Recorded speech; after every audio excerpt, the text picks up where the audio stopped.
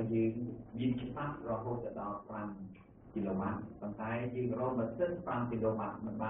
បានយើងយកម៉ាស៊ីនត្រឹម2គីឡូវ៉ាត់ឬ2000វ៉ាត់ហើយឥឡូវនេះព្រះអង្គបានអនុញ្ញាតឲ្យយើងបានមានច្បាប់រហូតដល់10គីឡូវ៉ាត់ពី1000វ៉ាត់គឺដោយសារព្រះគុណរបស់ព្រះអង្គដែលព្រះអង្គប្រទានឲ្យយើងបានមានលទ្ធភាពដើម្បីផ្សាយដំណើរពីសេចក្តីសង្គ្រោះរបស់ព្រះអង្គតាមរយៈរលកធាតុអាកាស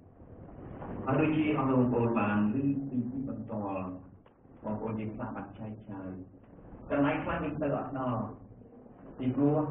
គេមិនអនុញ្ញាតឲ្យយើងចូលទៅផ្ទះគេមិនអនុញ្ញាតឲ្យយើងចូលទៅក្នុងការិយាល័យរបស់ពួកគេប៉ុន្តែតាមរយៈសំឡេងផ្សាយតាមរលកធាតុអាកាសគឺអាចចូលទៅបាននោះហើយជាប្រគុណរបស់អង្គព្រះដែលព្រះអង្គសម្រាប់ទៅ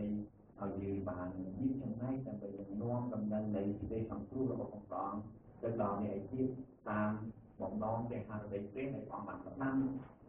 គោលព្រះអង្គគ្រប់គ្នាឲ្យផ្សាយដំណឹងល្អឲ្យប្រាប់ពីអំពីសេចក្តីសង្គ្រោះដែលព្រះអង្គបានរៀបចំទុកជាមុនហើយ